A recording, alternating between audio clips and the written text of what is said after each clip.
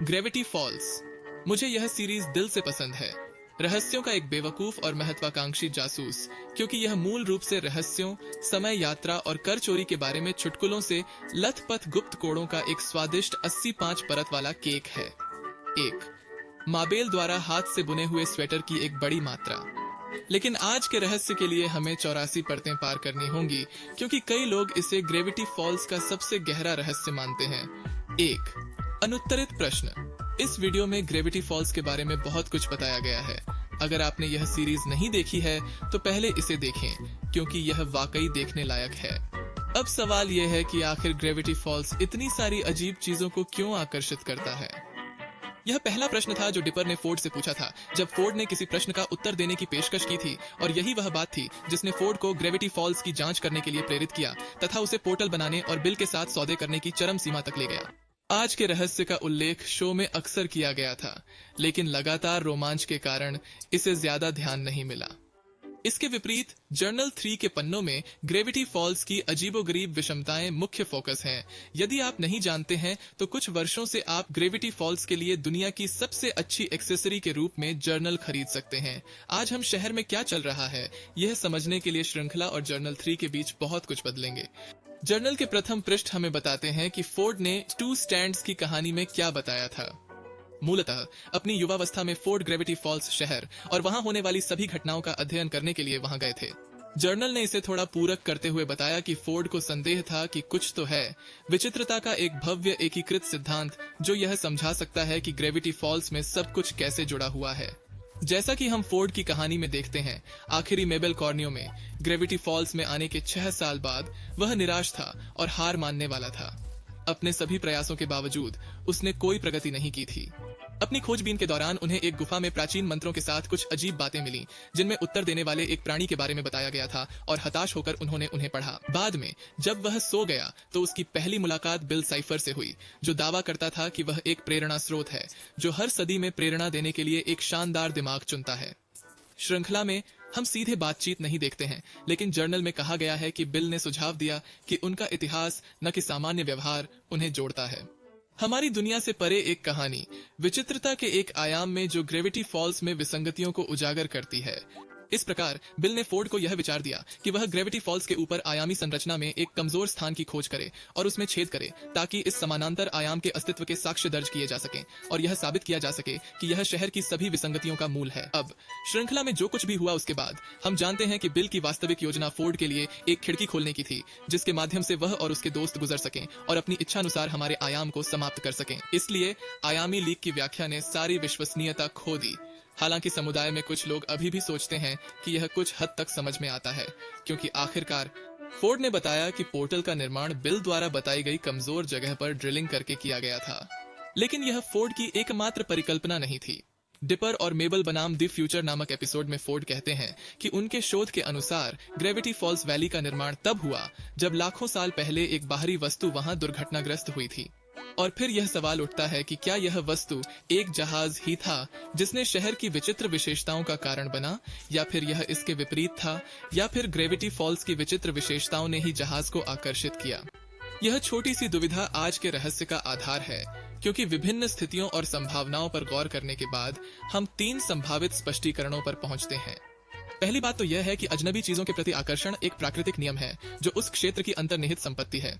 दूसरा यह कि वास्तव में यह जहाज ही था जो ग्रेविटी फॉल्स में दुर्घटनाग्रस्त हो गया था और जिसके कारण यह सब हुआ।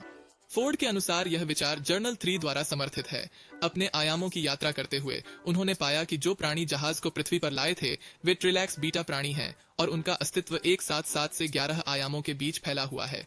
यही कारण है कि उन्हें दिशा का बहुत खराब ज्ञान है और उन्हें 3 आयामों में नेविगेट करना बहुत मुश्किल लगता है। इसलिए यह बहुत समझ में आता है कि दुर्घटना केवल एक दुर्घटना थी। तीसरी अंतिम व्याख्या यह है कि बिल ने सच कहा था और अजीब चीजें उसके आयाम से लीक हो रही थीं। पत्रिका बताती है कि यह आयाम अन्य आयामों के बीच एक संबंध या बिंदु के रूप में कार्य करता है, इसलिए सैद्धांतिक रूप से यह सभी प्रकार की चीजों को छान सकता है, लेकिन इसमें कोई निर्णायक बात नहीं है। यह तीसरा विकल्प ग्रेविटी फॉल्स की एक विशेषता के कारण खारिज हो जाता है, जिसका चित्रण फोर्ड ने जर्नल 3 के अंत में एक वार्तालाप में किया है, जो कि अलौकिक जहाज की उनकी अंतिम यात्रा से कुछ पहले हुआ था। ग्रेविटी फॉल्स की वास्तविक प्रकृति को समझाने के लिए फोर्ड डिपर को शहर की सीमा पर ले जाता है और उसे विशेष रूप से जेली बीन्स का एक थैला दिखाता है। फोर्ड के अनुसार ब्रह्मांड एक जेली बीन जैसा है, एक ही मूल सामग्री से बने, रंग स्वाद में भिन्न और एक पैटर्न के अनुरूप। कभी कभी कोई विकृत निकलता है। यहाँ फोर्ड एक अजीब कैंडी लेता है, उसे डिपर को दिखाता है और कैंडी को जमीन पर गिरा देता है। जेली बीन पहाड़ी से नीचे लुढ़कने लगी, लेकिन विकृत जेली बीन जादुई ढंग से वापस पहाड़ी से ऊपर शहर के किनारे तक लुढ़क गई। तो इसके विचित्र गुणों का कारण यह है कि ग्रेविटी फॉल्स विचित्रताओं के लिए एक चुंबक है। यह विकृत कैंडीज से लेकर बौनों, परियों, डायनासोर, अंतरआयामी दरारों, 6 उंगलियों वाले पुरुषों और डिपर जैसे अजीब जन्म चिन्हों वाले लड़कों तक सब कुछ को आकर्षित करता है। चुंबकत्व का यह गुण बताता है कि अंतरआयामी प्राणी न होते हुए भी शहर में सभी लोग इतने अजीब क्यों हैं।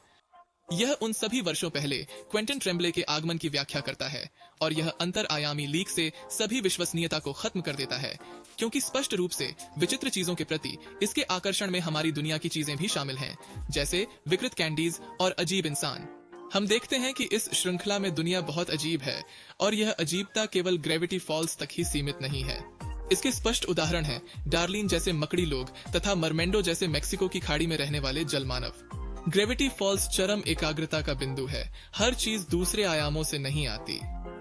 एलियन जहाज के बारे में बोलते हुए जर्नल हमें बताता है कि जहाज कई चीजों का कारण रहा है।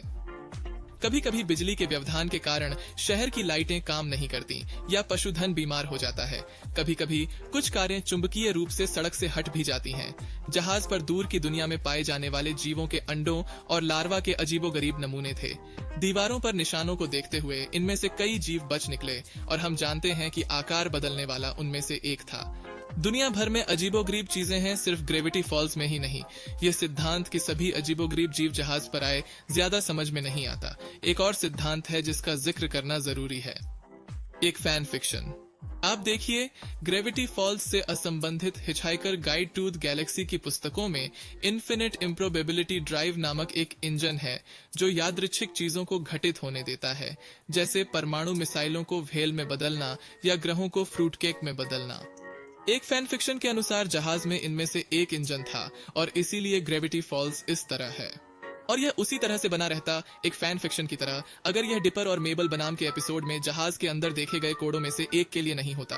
भविष्य में एक संभाव्यता इंजन का उल्लेख है।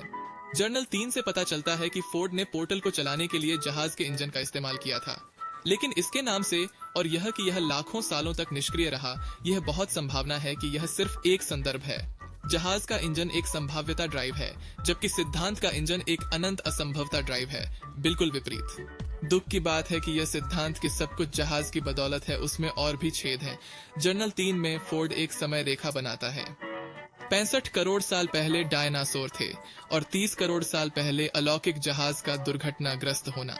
हमारी दुनिया में डायनासोर 65 करोड़ साल पहले विलुप्त हो गए थे। विलुप्त होने की घटना और जहाज के आने के बीच 35 करोड़ साल का अंतर है। यह द टाइम ट्रैवलर्स पिग नामक एपिसोड के कारण महत्वपूर्ण है, जहां हम देखते हैं कि डायनासोरों का एक समूह जीवित बच गया तथा जैप में संरक्षित हो गया। यह एक अत्यधिक बड़ी विसंगति है जो जहाज के आगमन से लाखों वर्ष पहले ही घटित हुई होगी। इसका मतलब यह है कि विसंगतियां जहाज के कारण नहीं है।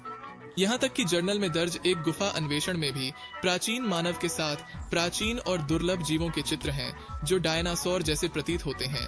कुछ लोग उल्कापिंड के प्रभाव से बच गए लेकिन झटके में नहीं फंसे, और मेरा मानना है कि यह शहर के चारों ओर चुंबकत्व के इस नियम द्वारा उत्पन्न बल क्षेत्र के कारण था जो बिल को अंतिम एपिसोड में भागने से रोकता है। एक ऐसा क्षेत्र जो 65 मिलियन वर्ष पहले मौजूद नहीं होता अगर यह एक प्राकृतिक घटना न होती। और यह संभावना कि जहाज इसके लिए जिम्मेदार नहीं है, फोर्ड द्वारा एक कोड के जरिए भी खोजी गई है जो हमें जर्नल 3 में जहाज के पेज पर मिलता है। यह एक सरल वाक्यांश है जिसमें फोर्ड कहते हैं कि जहाज संभवतः विचित्र जैविक नमूनों को सूचीबद्ध करने के मिशन पर था और जहाज पर विचित्रता की उच्च मात्रा ने उसे ग्रेविटी फॉल्स की ओर आकर्षित किया होगा। और यह बिल्कुल सही है। चुंबकत्व के एक बुलबुले ने डायनासोर को मरने से बचाया और लाखों साल बाद एलियंस जीवन का अध्ययन करते हैं, लेकिन वे आपस में टकराते हैं और कई अजीबोगरीब जीव निकलते हैं। तो आखिर ये इतनी अजीबोगरीब चीजों को क्यों आकर्षित करता है? खैर, यह स्पष्ट है कि ग्रेविटी फॉल्स के ब्रह्मांड में विचित्रता पदार्थ का एक गुण है। हम जानते हैं कि एक ऐसा क्षेत्र है जो शारीरिक रूप से इस विचित्रता को आकर्षित करता है, लेकिन यह एक रहस्य बना हुआ है। ऐसा लगता है कि यह गुरुत्वाकर्षण की तरह है। यह एक प्राकृतिक नियम है जो आसानी से काम करता है, हालांकि हम ठीक से नहीं जानते कि यह क्यों काम करता है। आणविक स्तर पर ग्रेविटी फॉल्स इस बल का केंद्र है और आयामी लीक से लेकर एलियंस और टोबी डिटरमिंट जैसे लोगों तक सब कुछ आकर्षित करता है। या फिर यह हमेशा बच्चे की गलती है? हाँ, हमें थोड़ी और जानकारी की जरूरत है जो हमारे पास नहीं है, लेकिन फिर भी मुझे उम्मीद है कि आपको यह वीडियो पसंद आया होगा और इस तरह के और वीडियो के लिए सब्सक्राइब करें। अगले वीडियो में मिलते हैं। अलविदा।